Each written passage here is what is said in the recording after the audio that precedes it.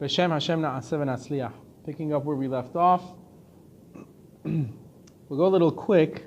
We're about to reach a new subject in Halachot of Netilat Yadayim and Halachot of Shachrit and other things that we're going to get to B'ezrat Hashem. So, Cheder Ambatya she'en sham bet kiseh. We kind of briefly said this last time. Let's say you have what would you call it? A shower room? Bathhouse. Like a bathhouse in your home? It's separate from your bathroom. So there's no toilet in that room. It's just a shower. Or it's just a bathtub. Huh? Right. Let's say you're fancy. You live in Beverly Hills. Or Great Neck. I don't know, one of those hills. Ve'yesham beretz kavua im karat rechitza. You have a sink there, and there's room for Netilat Yadayim. Can you use that place to do Netilat Yadayim? Why not? There's no toilet there, right? So, mutar lechatchila la'asot sham Netilat Yadayim. It is mutar, according to Halacha, to do Netilat Yadayim there. B'ezrat Hashem, when we all own those big homes, B'ezrat Hashem, that have the separate bathhouses and a little, one of those bathtubs that's not connected to anything, it just has a little shower head coming on it. When we have those, we know that we can do Netilat Yadayim in that room. Ben Netilah shel Shacharit, whether it's Netilat Yadayim of Shacharit, which we said is the most important one, most crucial one, or Netilah of bread. You want to make Netilat Yadayim for bread, you could wash in that room which has a shower in it. Even though, we said before, when you have a public bathhouse, right? These public, like a mikveh, where you have the problem of zohama, you have the problem of sweat and smell there because it's a heated room, over there you have the issue of what? That Chachamim have said that in some senses it's like a bathroom itself, a bathhouse, a public bathhouse. Le'inyan she'asur levarech v'sham ulharher bo b'divrei Torah, in the instance that you're not allowed to make brachot there, you're not allowed to even think of Torah. In a mikveh, in a public bathhouse, you're not allowed to think of Torah, you're not allowed to utter words of Torah, and you're not obviously allowed to make brachot. It's brought down in the Talmud and the Poskim, there's no ruach ra'ah there. How much more so when you have a bathhouse that's personal, it's your home. Those personal bathhouses don't smell. Usually everyone keeps theirs clean. So over there, you for sure can wash your hands. Especially our shower houses, our homes. Baruch Hashem. These days, we live in situations where, most homes' bathrooms are cleaned once or twice a week, and they're always kept clean. It's not like the olden days. ומה גם שאין חדר אמבטיה מיוחד אך ורק לרחיצה אלא משתמשים בו כמה תשמישים אחרים and today especially there are our bathhouses, we use it for other things too. Sometimes people don't even use the shower, they use it for storage, things like that. You're allowed to, there are, and you're like we said before, you're even allowed to keep pills, things like that, even in the bathroom that has a toilet. Those are allowed. Yeah, your medicine cabinet and stuff, you're allowed to keep those things in there.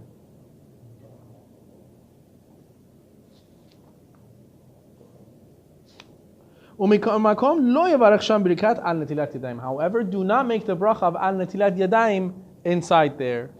Wash your hands there. You're allowed to wash for netilat yadayim of bread or shacharit. Wash your hands in there. Come outside, make the bracha, and dry your hands. Don't make the bracha in there. Someone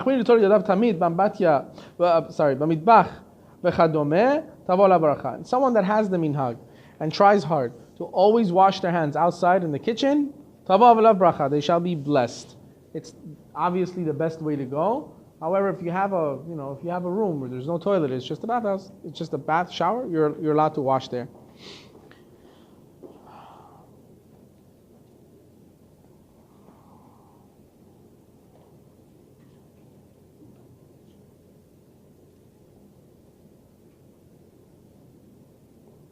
Okay, we said this before, but a little bit more detailed. A regular bathroom. that has a sink in it. Some bathrooms don't have sinks in them. Regular bathroom with a toilet that has a sink in it. Even though today, like we said, we keep our bathrooms very, very clean.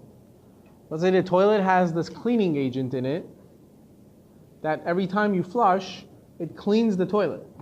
So it's acidic and it's clean and there's a fresh smell every single time. Febreze. Right? No residue. You should still not do Netilat Yadayim in there. We're talking about Netilat Yadayim of Shacharit and Netilat Yadayim for bread. Right? Especially.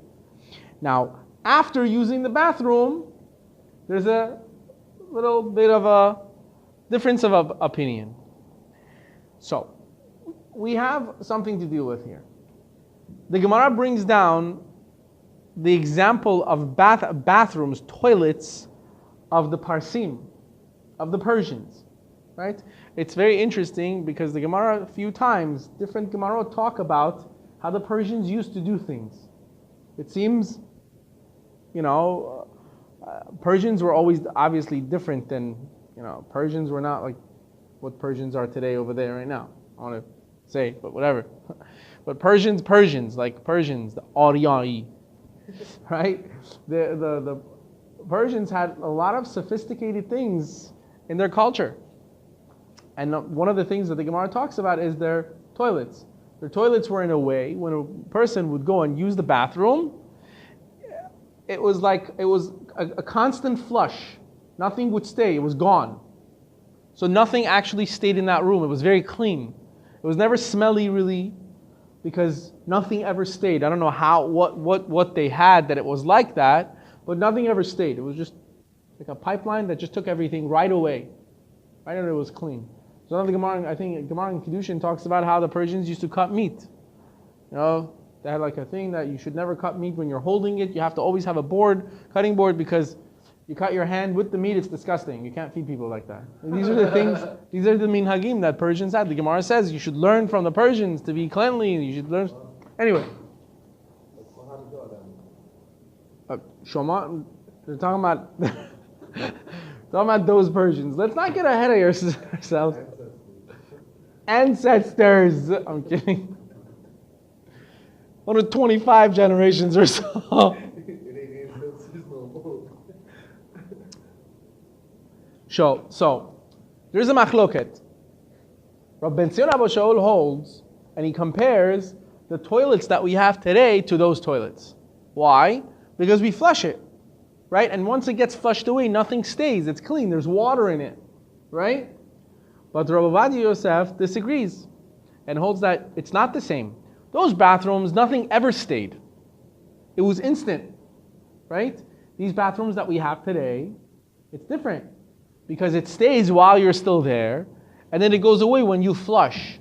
So in the meantime, that smell, that filth, is in that room, and that's too much. So therefore, in those bathrooms, you can't do Netilat Yadayim.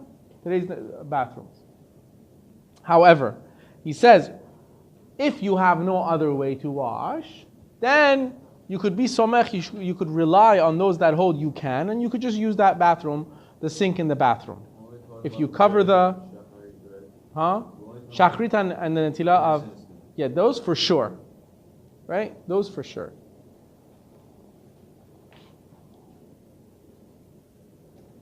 Okay, well, we said that.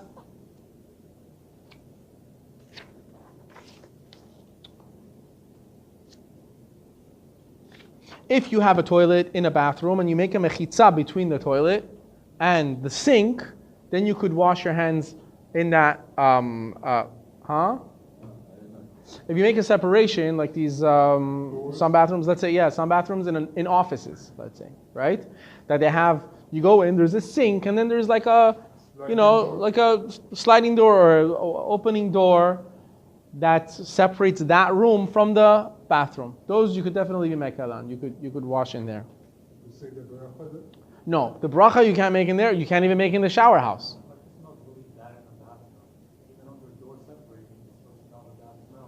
So because you already have those that hold that anyway, that room without a mechitza you could do Netilat Yadayim in, right?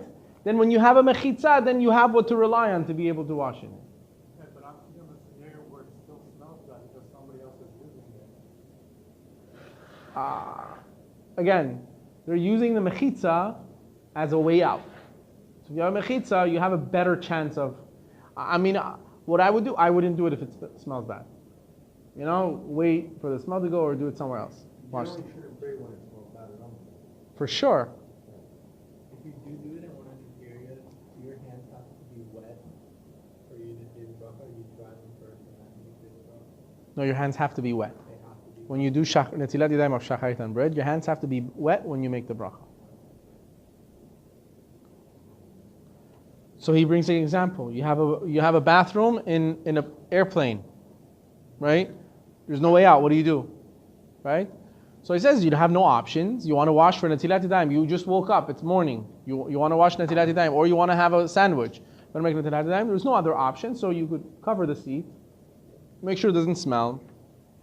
Cover the seat and do Netilat Yadayim in there. Obviously, do it with a cup because those bathrooms, the water faucet is one of these that like saves water, so it's like comes out very little from little tiny holes.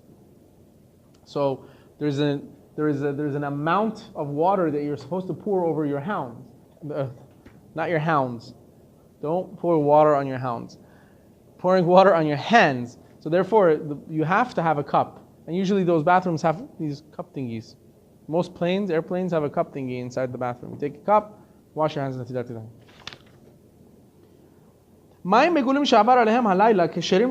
If you have water that stayed open the whole night, we said this before, that water that stays out all night, whether there's a rachtum on it or not. So no, if you have a Netilah cup filled with water and it stayed somewhere the entire night, that water open, you could wash Netilat Yadayim. But if you had that Netilah cup filled with water inside the bathroom and it stayed inside the bathroom the whole night, it's better to be machber and not use that unless you really need it. If they were covered, if you don't need to, don't do it still. But if you really need it, then you could be mekel. Okay, we're going very fast.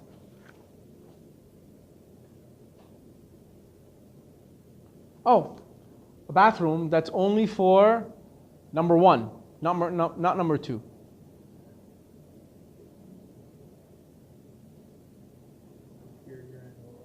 Huh? Right, if you go in there, do you need to wash your hands? They have those actually that are considered also. Yeah, but you still need to wash your hands. If you go in there, you need to wash your hands. So now we're going to go more into detail of using the restroom.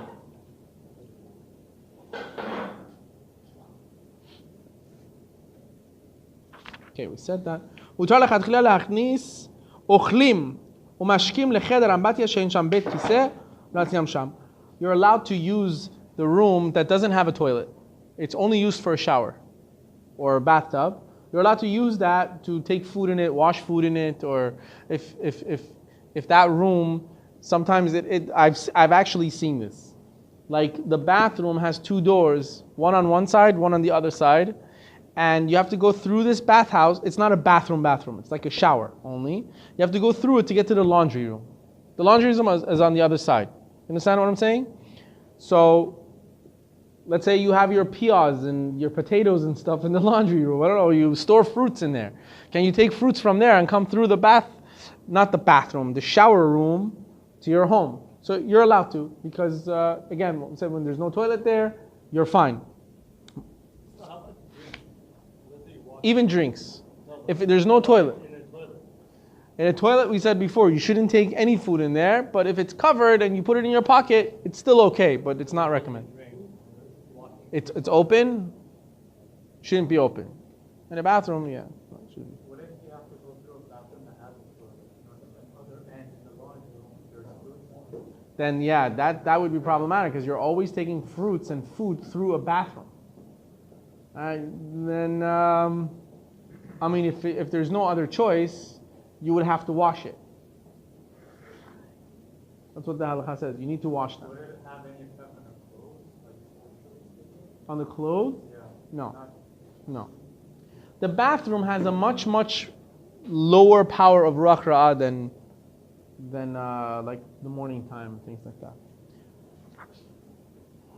If you want to drink water in the shower, you cannot say the bracha in your head and drink water.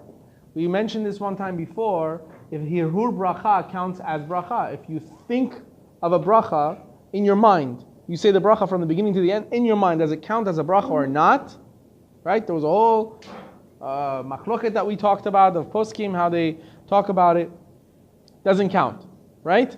You can't do it even, especially in a bathroom. You're not allowed to be thinking of God's name and brachot inside a bathroom. So you shouldn't make a bracha in your head and drink water. Obviously, you can't say the bracha out loud for sure. Even in the middle room, where you have, let's say, it's a bathroom, and then there's a cheder, there's a room there that there's no toilet there, but it's connected to the bathroom. People get undressed and dressed and go in. Right? It's like a little cabin thingy. You still can't. Over there, you can't make brachot. Oh, question. Sorry, I'm not but I heard one time that somebody said you could listen to, if let's say your bathroom is in another room, the door closes, you could listen to the Bar Torah in the shower. I don't know if that's correct. I heard that somebody said it's okay to do that. Okay, we mentioned this. The only issue with that would be it brings a person to be meharher. You're going to be thinking of Torah thoughts. A person should not bring themselves to think Torah thoughts in the bathroom or in the shower. Shouldn't, because you're not dressed properly. You want to be thinking about God and Torah, and it's so funny because it just so happens that no matter how much Torah you learn per day, whether it's an hour or 10 hours a day of Torah, right? You walk into the bathroom or you walk into the shower, all of a sudden the Yetzer Hara puts all the Dvar Torah in the world in your mind. It's like becomes your chavruta, like you have it's like, it really becomes, I mentioned this before, it's such a strong idea. The Yetzer Hara knows no boundaries. The Yetzer Hara doesn't have boundaries. The Yetzer HaTov does have boundaries. I'll tell you how.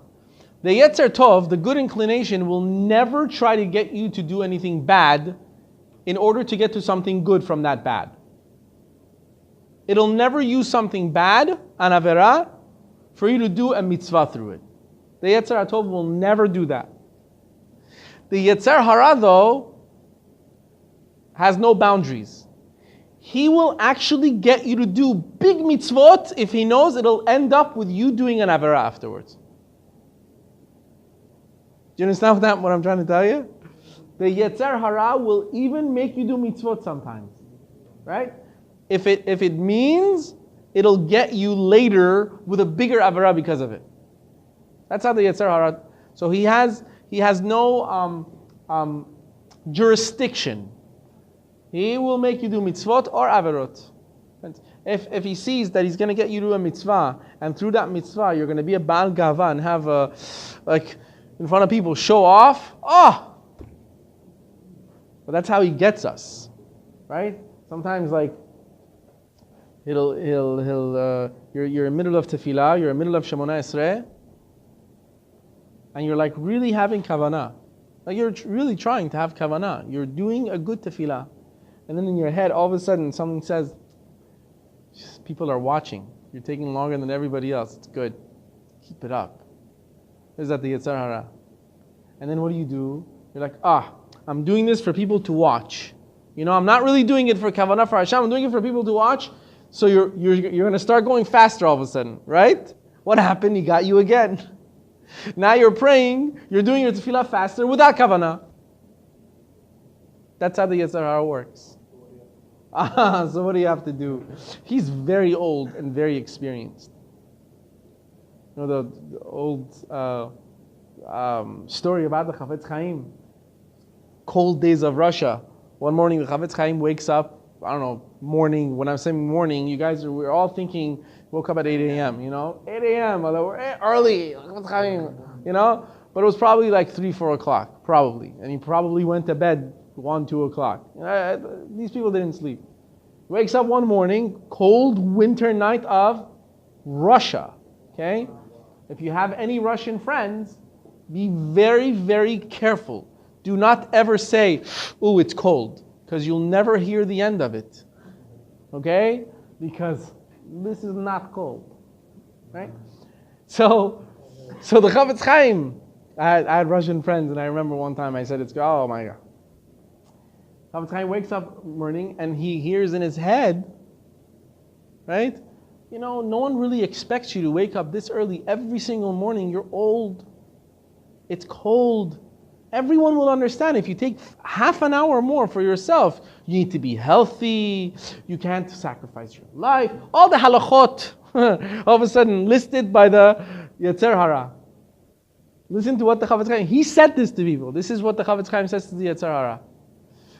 He says in his head, well, I'm only this old. How old are you? Right? So in his own head, he says, you're about what? 5,000 something years old? You're much older than I am. You go to bed. I'm going to go to tefillah. Right? He basically, in his head, he tells the Yetzer Hara, no, you go to bed. You're older than I am. I'll get up. I'll go do my learning. Right?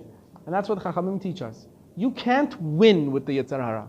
If you fight the Yetzer Hara, you will lose.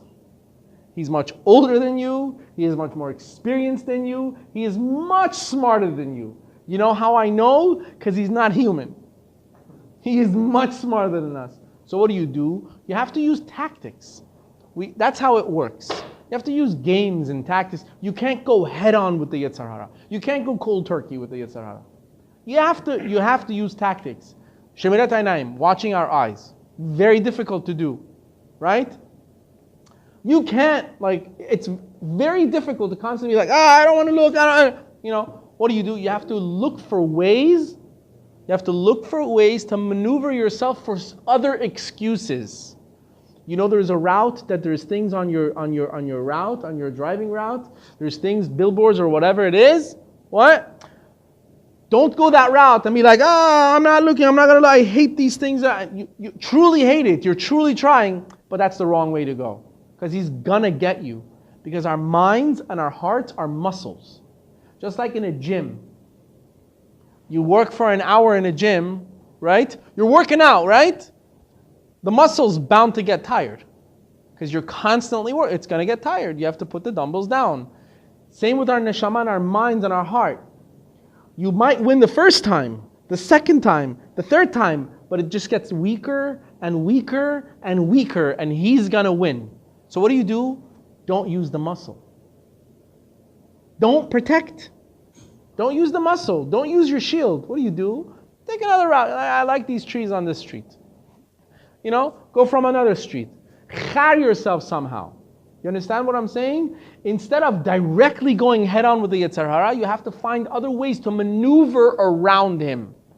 This way, he's less likely to get us. If you go head on, you will lose. That's how it is.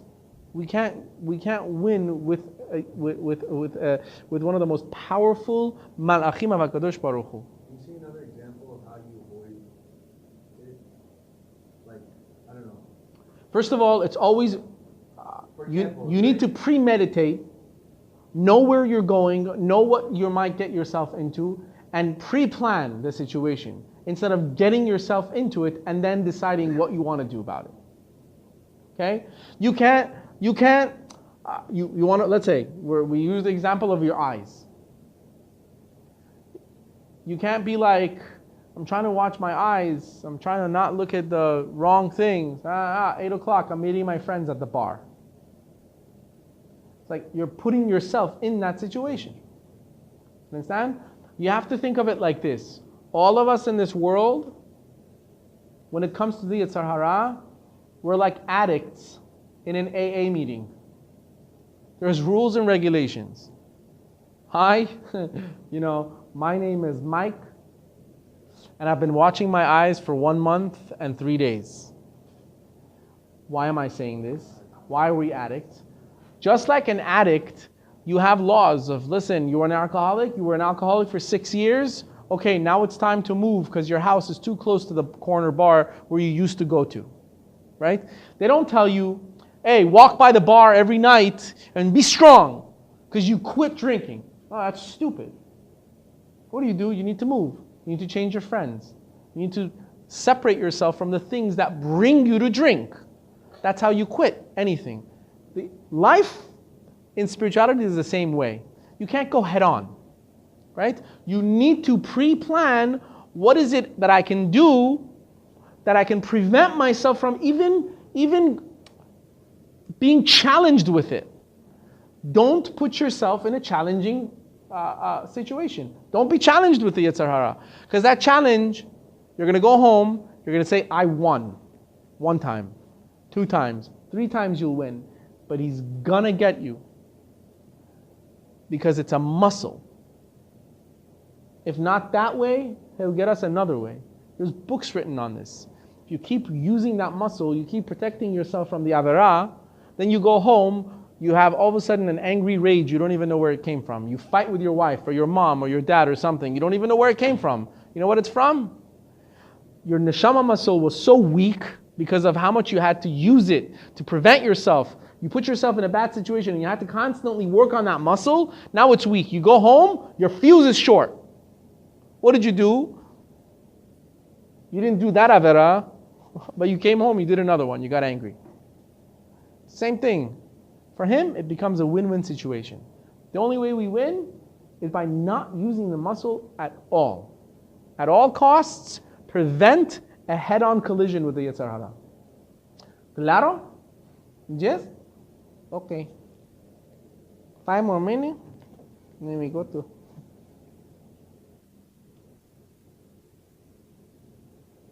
So, there are those that are mekil. If you want to drink water, you have to drink water in this bathhouse or whatever, you're thirsty. There are those that are mekil that say, if you have a candy or something, go outside, make shahakol on the candy, have kavanah on the water that you're going to drink inside, and then go drink water because you had kavanah on that water. But even that's best not to do.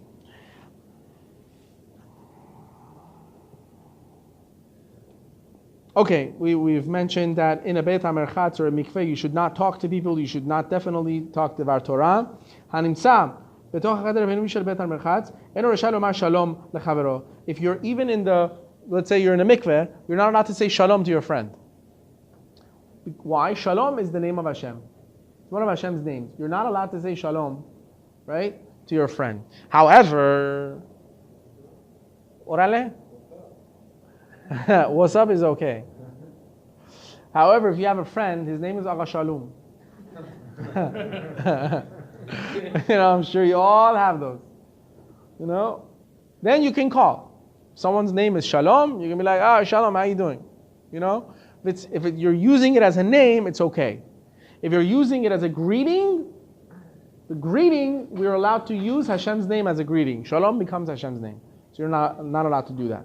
Dariush, you're allowed to use it, I don't know why that name came up. I think it's one of the most common Persian names in the world. Dariush and Parviz. Any Parvizes here? No.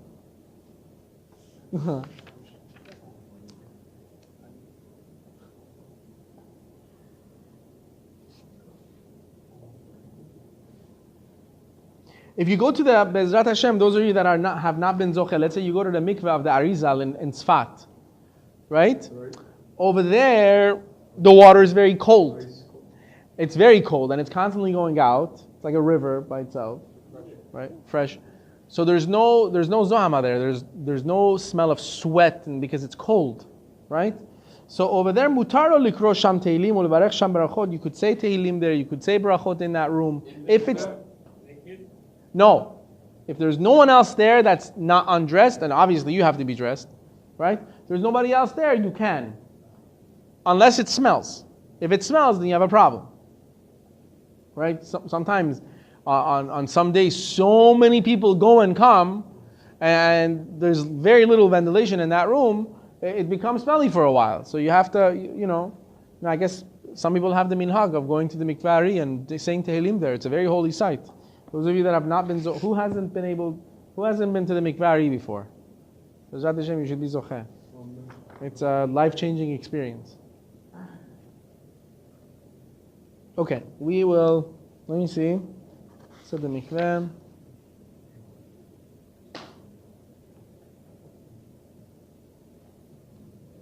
All right, we'll hold it here. New subject, God willing, next week.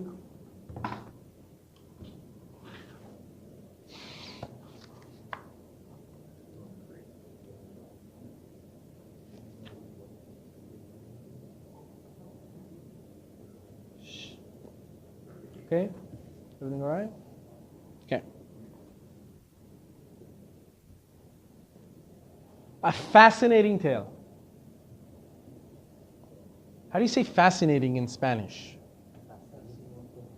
Or whatever the guy said. No, truly a fascinating tale.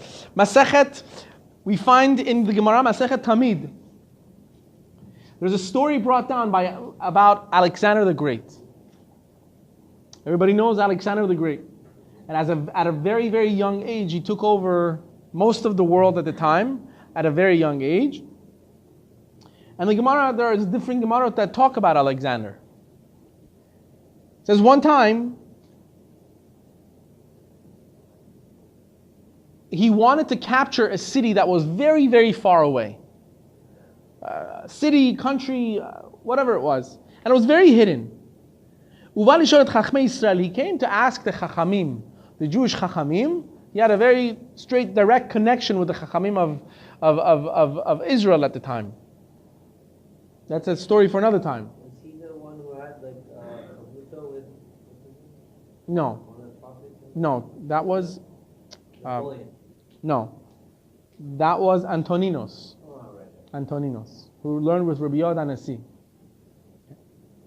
Alexander the Great, who was capable of capturing all the countries he wanted at the time at a very, very young age. There was a city that he was looking for, or a country that he was looking for, he couldn't get to it. He comes to the Chachamim and asks them, how do I reach this place? And the rabbis tell him exactly which rivers and which oceans to cross to get to this country. And he does so, and he listens to the rabbis, and he gets to this city. To his surprise, something that you never thought you would hear. The entire place is run by women. It's all women. And he's surrounding the area to capture them. So it's it's a new place, no one knows about it, it was always hidden, he found it, he's going to capture them. One of the women comes out and says, I'd like to speak to Alexander the Great. So he says, fine. They bring her in. Listen to this chachama, listen to this wise woman. She turns to Alexander the Great and says, listen, you're an all-powerful king, there's no doubt about it, everybody knows. Everybody agrees, you are the great one. However, there is an issue here. See, if you beat us and you take over, what are you going to tell people? You beat a bunch of women? Whoop-de-doo, Alexander the Great beat up and captured a city filled with women. Is that your legacy? I mean, come on. You've taken over such huge countries, and this is going to be your pride and joy? A country filled with women? Not so big. However, if you lose, then it's going to be even worse. Because then they're going to say, Alexander the Great captured half the world, then got beaten by a bunch of women. So either way, the way I see it, it's a lose-lose situation for you. So Alexander thinks for a moment and says, you have a point. I agree. And I'm ready to let you off. I'm not going to capture you. However, he says, I'm hungry and I'm thirsty. Will you offer me some food? She says, sure. I'll have them bring you the best. A few minutes later, a bunch of women come holding a big a plank of gold, solid gold, and they put it in front of him. They go, respects to Alexander the Great. You were hungry. So he looks up, he says, "This is a joke? I thought you were going to bring me food. What do I need your gold for?" So again, the women look at him and they go, "Oh, so it's food you wanted? So hold on, you're going around the world, capturing all these countries, all to sustain yourself. This hunger that you've had all along was only for food? That's it? You don't have enough of that on your own? Because we thought, as hungry as you are to capture all these countries, maybe you eat gold. Maybe that's your food, because that's all you've been gaining. What do you want?" Then he realizes they really are wise. And they teach him a very valuable lesson. How much more can you possibly want? The women were trying to tell him, listen, the way you've been going, it's as if like you sustain yourself with this glory. How much more can you possibly have? If it's food that you take just like anybody else, just get on with your life already. So I don't know why this happens afterwards. On his way back, he stumbles upon a river, and the river has and it's in the same story. The river has an opening to Gan Eden. Small little opening to heaven. I don't know why he was zochet to find this. But he finds it. And he starts to pray to Hashem. Listen, as glorious as he was, he believed in the Chachamim. He starts to pray to Hashem. He says, please, tell me what I can do. Let me come in. Allow me to enter Gan Eden. This is Alexander. He wanted to go. At the end of the day, what was he worried about? Where he's going to end up. This is the guy that captured everything, had all the money in the world at a very young age.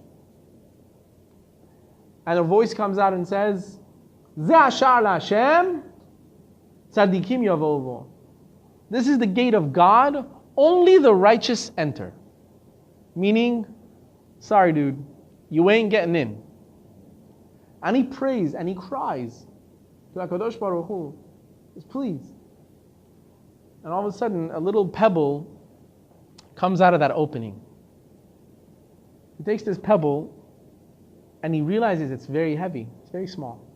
And he starts to weigh it against all the weighs that he had on a scale. It was heavier than anything else. No matter how much he put on one side, this was still heavier. No matter how much he pounded up, it was still heavier. He didn't know what it was. It was an unnatural phenomenon. So he takes it to the Chachamim. And he says, what is this thing? What do I... It's heavier than anything else. I put men on the other side and his little pebble is still on it, still heavier. So they'll tell him, you know what? Take the pebble and make it dirty. Put it in a bunch of dirt. Make it dirty, it'll become light as a feather. That's what he does. Takes the pebble, puts it in dirt, it becomes light. Lessons to be learned from Alexander the Great. Number one,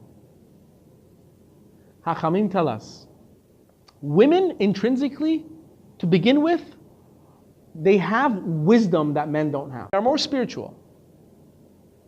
It is very, very important for people to understand that, especially when you're looking for the woman to live with for the next, for the rest of your life, you need to look for that woman that you know will be your backbone for the rest of your life. Will be able to give you wise suggestions as to which way to go, which way not to go. An Isha Chachama, a wise woman, is more powerful, is more precious than anything else. That's lesson number one. Lesson number two, which he learned from the women about life being so temporary. And that's why the second part of the story is attached. What was the inyan of this pebble? What was he learning from this pebble? What did the Chachamim try to show him? You put the pebble and you put it in dirt and it'll become light. A person's neshama it comes from Gan Eden, from Kisa Kavod. Our neshama, our soul, comes from the highest levels of heavens. And it's clean, and it's pure, and it's powerful. But when it comes here, and we cover it up with all the dirt and the filth of Olam Hazeh, of this world, it's like it doesn't even exist anymore. You don't feel the power anymore.